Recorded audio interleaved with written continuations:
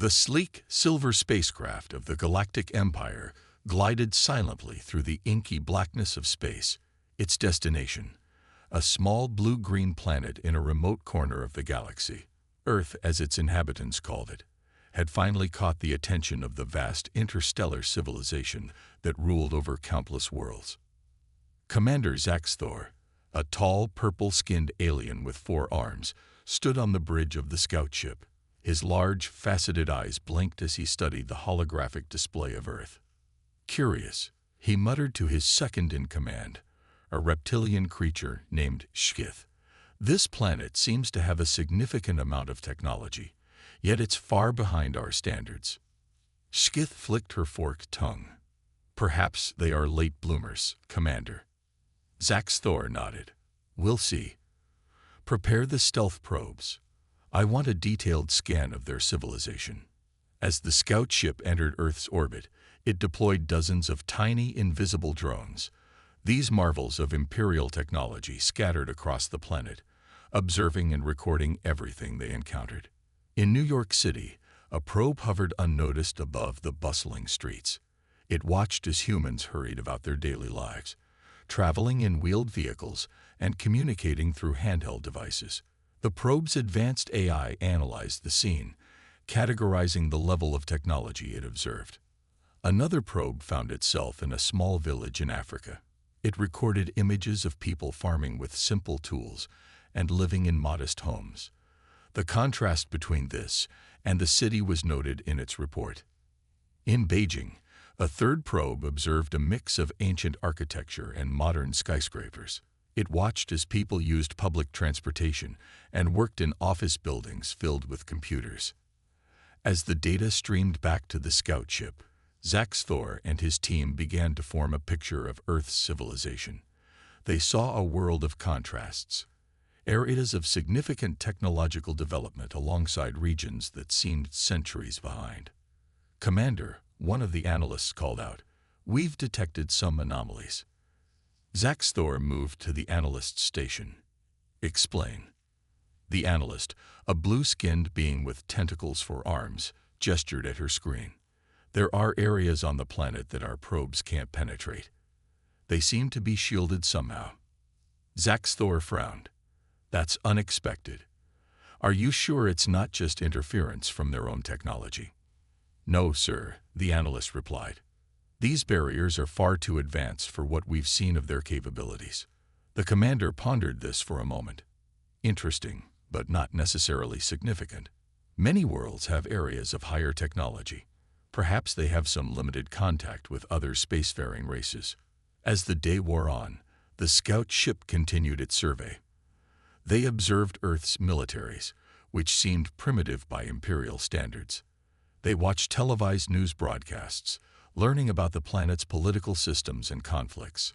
They even intercepted internet communications, marveling at the vast amount of information humans freely shared. By the time Earth's sun began to set over the Western Hemisphere, Zaxthor felt he had seen enough. He called his team together for a final assessment. "Your conclusions?" he asked, looking around at his diverse crew. Skith spoke first. "A young species, still divided. They have potential, but are far from unified or advanced enough to be a threat."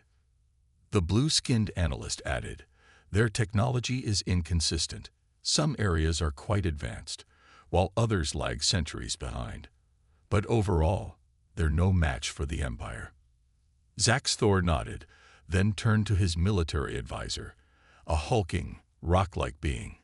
"Your thoughts on their defenses?" The advisor's gravelly voice rumbled. "Primitive weapons, projectile-based mostly, with some basic energy weapons. Their most powerful armaments could maybe damage our smallest ships, but pose no real threat." "Very well," Zaxthor said, making his decision. "I've seen enough. We'll report back to Imperial Command that Earth is a low-priority target. They may be worth conquering for resources in the future, but they're no threat to the Empire." As the scout ship prepared to leave Earth's orbit, Zaxthor took one last look at the blue planet on the view screen. For a brief moment, he felt a twinge of something. Doubt, perhaps, or intuition. But he quickly dismissed it. After all, how could such a primitive world possibly hide anything that could threaten the mighty Galactic Empire? Little did he know, deep beneath Earth's surface and hidden behind advanced cloaking technologies, humanity's true power waited. The scouts had seen only what Earth wanted them to see. The real show was yet to begin. 3 months after the scout ship's visit, the Galactic Empire made its move. A fleet of warships, gleaming like polished silver in the starlight, appeared at the edge of Earth's solar system. Though small by imperial standards, it was still an impressive sight. 50 ships of various sizes, led by the massive dreadnought Celestial Fist. Admiral Krovac stood on the bridge of the Celestial Fist, his tentacles twitching with anticipation. He was a veteran of many conquests, but Earth would be his easiest victory yet. Status report. He growled to his second-in-command, a bird-like alien named Chirp. Chirp's feathers ruffled as she responded. All ships report ready, Admiral. We await your command. Krovac nodded, his 6 eyes blinking in sequence. Excellent. Begin the approach. Let's show these primitives the might of the Empire. As the fleet moved towards Earth, they passed the gas giants of the outer solar system. Krovac marveled at the beauty of Saturn's rings, thinking how they would make a nice resort once the system was under Imperial control. On Earth, the first signs of the incoming fleet were detected by a small observatory in Hawaii. Dr. Sarah Chen, a young astronomer, was the first to spot the anomaly. That can't be right, she muttered, adjusting her telescope. But the readings were clear. A group of large objects was approaching Earth at impossible speeds. Within hours, the news spread. Governments around the world scrambled to respond. Military forces were put on high alert, and world leaders gathered for an emergency meeting. In the White House Situation Room, President Emily Rodriguez looked at the grim faces around her. "What are our options?" she asked. General Mark Thompson, a grizzled veteran, shook his head. "Not good, Madam President. If these are hostile aliens, our weapons may be useless against them." As panic began to spread among Earth's population, the Imperial fleet entered Earth's orbit. Admiral Krovac decided to make a show of force. "Target their largest cities," he commanded. "Minimal damage. We want to scare them, not destroy potential slaves and resources." Beams of energy lanced down from the ships, striking landmarks in major cities around the globe. The Eiffel Tower in Paris crumbled. The peak of Mount Fuji was sheared off. The Golden Gate Bridge in San Francisco collapsed into the bay. On the streets of New York, people ran in terror as strange aircraft zoomed overhead. In Moscow's Red Square, tourists and locals alike stared in disbelief at the enormous ships now visible in the sky. Back in the White House, President Rodriguez watched the chaos unfold on multiple screens. "We need to respond," she said firmly. "We can't just sit here and let them attack us." But before any orders could be given, a transmission came through on all frequencies, in every language on Earth. Admiral Krovac's alien face appeared on screens worldwide.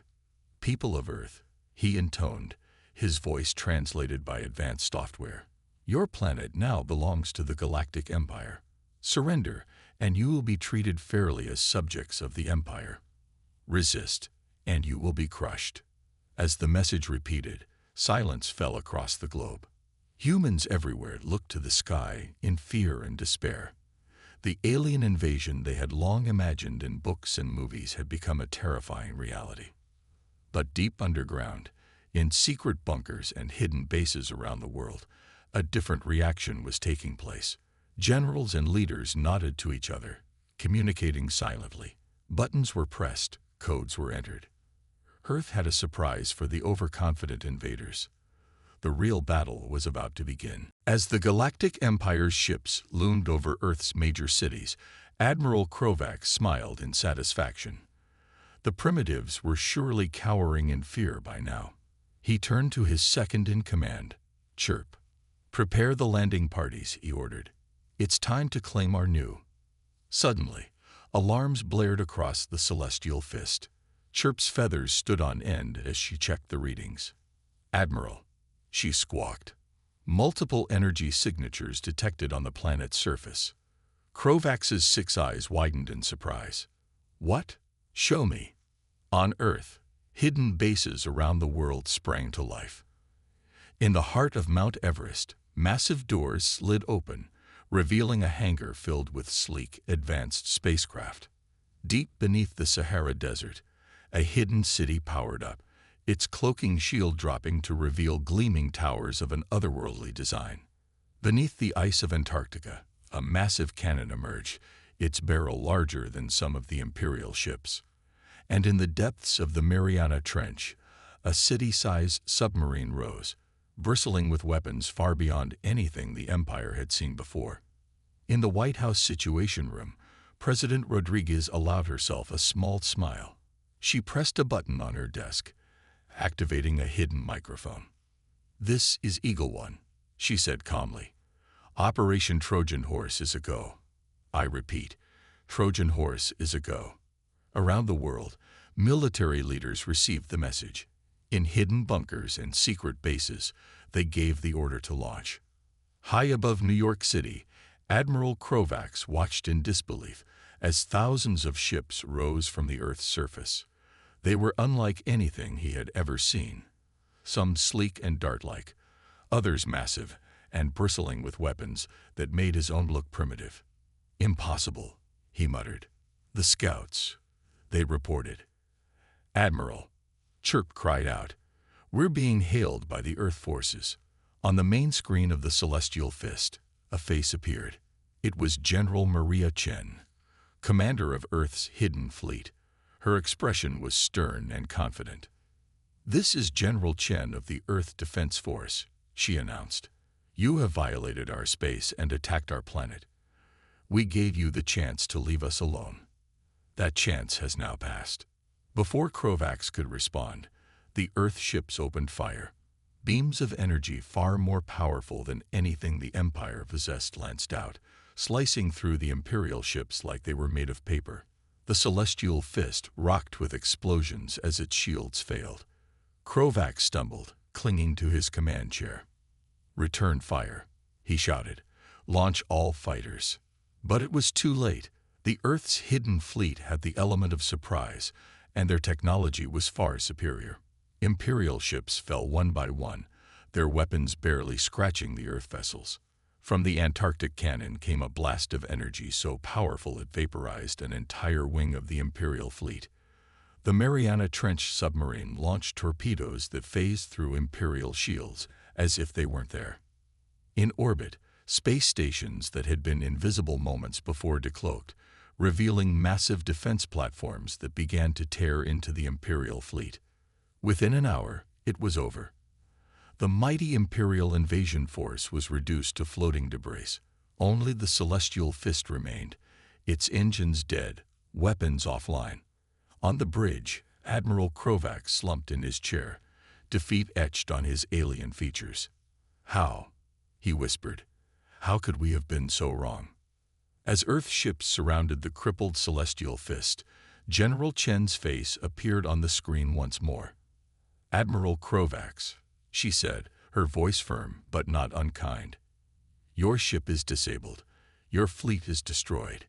Do you surrender?" Krovax looked at his terrified crew, then back at the human general. He realized that everything he thought he knew about Earth and its people had been wrong. With a heavy heart, he nodded. "We surrender," he said quietly. As the words left his mouth, Krovax knew that this day would change the galaxy forever. The Empire had not just lost a battle. They had awakened a sleeping giant. As the dust settled from Earth's victory over the Galactic Empire's invasion force, the planet's leaders gathered in a secret underground facility beneath Geneva, Switzerland. The room buzzed with excitement and nervous energy. President Rodriguez of the United States, her face tired but triumphant, addressed the assembly. "Ladies and gentlemen, we've won the battle. But the war is far from over. It's time for Phase 2. General Chen, the hero of Earth's defense, stepped forward. "Our intelligence suggests the Empire will send reinforcements Once they lose contact with Admiral Krovax's fleet, we must strike first. On a giant holographic display, a map of the galaxy appeared. A blinking red dot showed Earth's location, while a larger cluster of lights represented the heart of the Galactic Empire. Operation Cosmic Dawn is now in effect, General Chen announced. We will take the fight to the Empire's doorstep.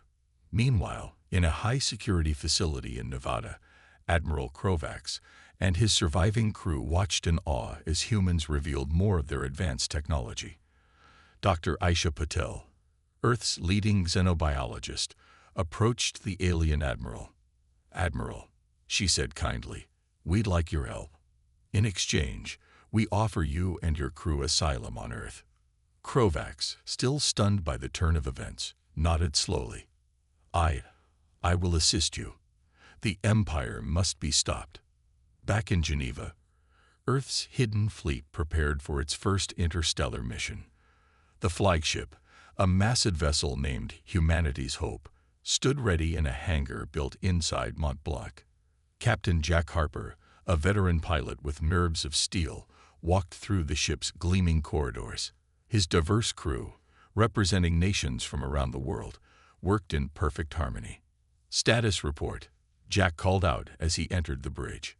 His first officer, Lieutenant Zara Okoro, turned from her station. "All systems green, Captain. We're ready to make history." Outside the ship, Dr. Elena Vasquez made final adjustments to the experimental faster-than-light drive. This technology, hidden from the Empire's prying eyes, would allow Earth's fleet to strike deep into enemy territory.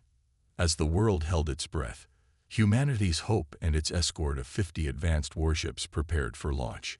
In homes and public squares across the globe, humans gathered around screens to watch the historic moment. President Rodriguez's voice echoed across the planet and through the comms of every ship. "People of Earth, today we take our first steps into the galactic community not as victims or subjects, but as defenders of freedom. May fortune favor the bold." With a flash of light that outshone the sun, Earth's fleet vanished into the depths of space. Days later, at the edge of Imperial space, alarms blared in a remote outpost. The alien commander, an insectoid creature named Zigzag, clicked his mandibles in confusion as he stared at the sensor readings. "Impossible," he chittered. "Ships approaching it. That can't be right." Before he could react, the sky lit up with the arrival of Earth's fleet. Humanity's Hope led the charge, its weapons already powering up. Captain Harper's voice crackled through the outpost's communication system. "Attention Imperial forces.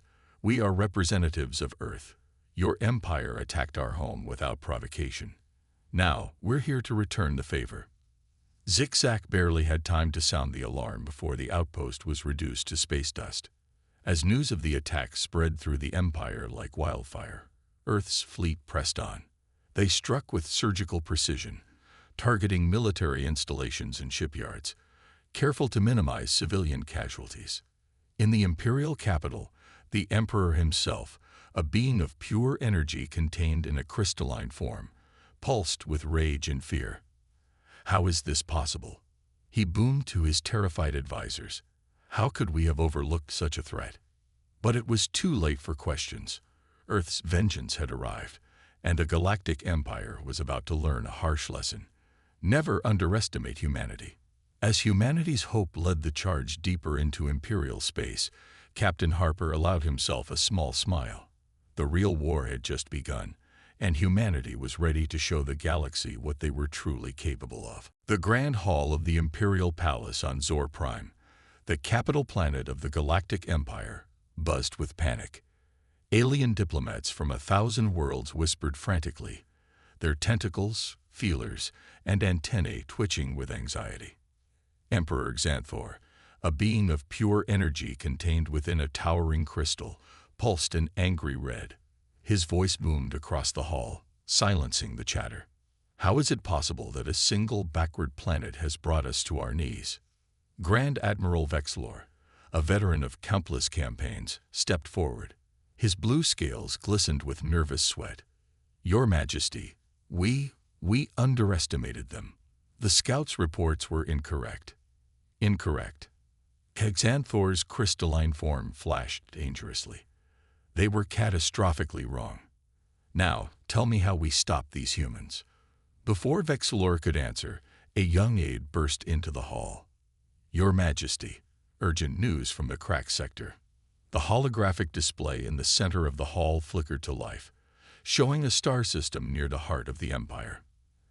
As they watched, a fleet of Earth ships suddenly appeared, their sleek forms cutting through space with impossible speed. By the cosmic void, Vexilor whispered, how did they get so deep into our territory? On the bridge of humanity's hope, Captain Jack Harper watched as his fleet engaged the Imperial defenses. Earth's ships danced through space, their advanced technology making the Empire's best weapons look like children's toys. Target their shipyards and weapon factories, Jack ordered. Minimal civilian casualties. We're here to cripple their war machine, not terrorize their people. Lieutenant Zara Okoro nodded, her fingers flying over the control panel. Aye, Captain. Precision strikes underway. Back on Zor Prime, the Imperial leadership watched in horror as their prized military installations crumbled under Earth's assault. Factories exploded, shipyards collapsed, and defense platforms went dark. Emperor Xanthor's crystal form dimmed with each report of destruction. How? He asked, his voice now quiet. How did we not see this coming? In a secure bunker beneath the Imperial Palace, Admiral Krovax, now a reluctant ally of Earth, met with the Empire's top scientists. He explained what he had learned about humanity's true capabilities. Their technology is centuries beyond ours, Krovax said. They hid it all, presenting a false face to the galaxy, and we fell for it completely. Dr. Zilks, the Empire's leading technologist, shook her gelatinous form in disbelief. But why? Why hide such advancement? Krovax sighed. They knew someday they'd face a threat like us, so they prepared, in secret, for centuries. We never stood a chance. As news of Earth's victories spread across the galaxy, the reaction was immediate and intense. Worlds that had long chafed under Imperial rule began to rebel. Alien races that had feared the Empire's might now look to Earth with hope and admiration. On 1,000 planets, in 1,000,000 homes, people gathered around view screens to watch humanity's triumphant march across the stars. They saw Earth's ships faster and more powerful than anything the Empire had ever fielded. They marveled at weapons that seemed to defy the laws of physics. But what shocked them most was the restraint. Where the Empire would have crushed whole worlds, Earth struck with surgical precision, minimizing civilian casualties and collateral damage. In the Imperial Palace, Emperor Xanthor made a difficult decision. Contact the Earth fleet, he ordered. I wish to discuss terms. Grand Admiral Vexilor's jaw dropped. Terms. Your Majesty, surely you don't mean. Surrender? Xanthor finished. Yes, I do. We cannot win this war. It's time to save what we can. As the message was sent, a feeling of shock and awe settled over the Galactic Empire. The unthinkable had happened. A single planet, one they had dismissed as primitive, had brought the mightiest civilization in the galaxy to its knees. And as humanity prepared to reshape the galaxy, the universe held its breath, wondering what this strange, powerful, and merciful race would do next. News of Earth's victory over the Galactic Empire spread across the universe like a supernova. On countless worlds, aliens of all shapes and sizes reacted with a mix of fear, awe, and hope. On the planet Silox, a world of sentient plants, the elders gathered in their great arbor. Their leaves rustled with excitement as they discussed the latest news. These humans, creaked Elder Oakroot, they have changed everything. The empire that once threatened to burn our forests now bows to Earth. Across the galaxy, on the ice world of Frigidia, the frost giants held a great assembly. Their leader, Glacius the Wise, addressed the crowd, his voice booming across the frozen plains. For eons, we hid from the Empire's gaze. he said, his icy beard glittering. Now these humans offer us a chance to stand tall once more. Meanwhile, Earth's diplomatic corps prepared for their greatest challenge yet. In the newly constructed Terran embassy on neutral planet Centauri Prime, Ambassador Sarah Lee briefed her team. "Remember," she said, her eyes scanning the room filled with humans and friendly aliens, "we're not here to replace the Empire. We're here to help build a better galaxy for all." As Earth ships appeared in system after system, they were met not with hostility, but with cautious welcome. Planets that had suffered under Imperial rule now looked to humanity with hope. On the desert world of Ericos, crowds gathered in the streets, their multiple eyes turned to the sky. They cheered as Earth's ships descended, bringing with them promises of water and freedom. In the methane seas of Neptune-like Azuria, the native squid people sent out songs of greeting to the human vessels. Their melodies, translated by advanced computers, spoke of friendship and new beginnings.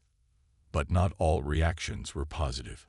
On Machina, a planet of sentient machines, the hive mind calculated the odds of survival in this new human-dominated galaxy. Probability of hostile human intent, 32.7%. It droned to its worried citizens. Recommendation: upgrade defenses, but open diplomatic channels. In the heart of former Imperial space, the first Galactic Conference was convened. Representatives from 1,000 worlds gathered to decide the future of the galaxy. Captain Jack Harper, now Admiral Harper, stood before the assembled aliens. Despite the translator chips everyone wore, he chose to speak in simple terms. "We come in peace," he began, his voice firm but kind. "Earth has no desire to rule you. We only wish to help build a galaxy where all can prosper." Murmurs rippled through the crowd. A Zorlak diplomat, her tentacles waving, spoke up. "But your power, it's greater than the Empire's ever was. How can we trust you won't become the very thing you defeated?" Admiral Harper smiled. "A fair question. That's why we're proposing the formation of a Galactic Council, where all worlds have an equal voice. Earth will submit to its authority, just like everyone else." The announcement sent shockwaves through the assembly. The idea of true democracy on a galactic scale was revolutionary.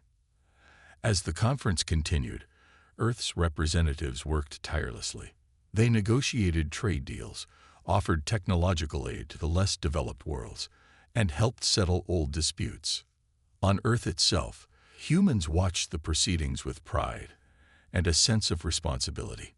Schools began teaching alien languages, and xenocultural studies became the most popular college major. But even as peace seemed within reach, dark clouds gathered on the horizon. In the farthest reaches of the galaxy, something ancient and terrible stirred, awakened by the shift in power. As Earth celebrated its new role in the galactic community, Admiral Harper received a troubling report. Unknown ships had been detected at the edge of charted space. He looked out at the stars, a worried frown on his face. Humanity had overcome one great challenge, but an even greater one might be looming.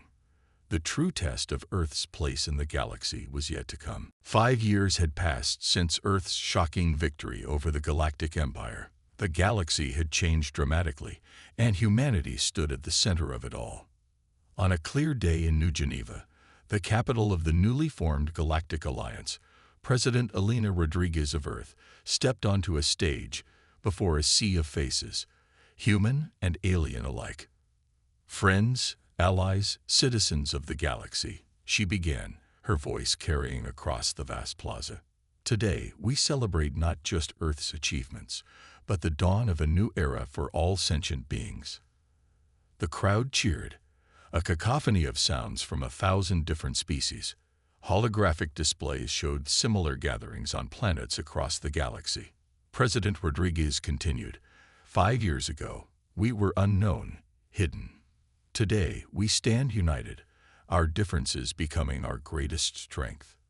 In orbit above, the Galactic Alliance's combined fleet held a grand parade. Ships of all shapes and sizes, from Earth's sleek cruisers to the organic vessels of the Arborians, flew in perfect formation, Admiral Jack Harper watched from the bridge of humanity's hope, now the flagship of the Alliance. His first officer, the Zorlak Lieutenant Solera, turned all four of her eyes to him.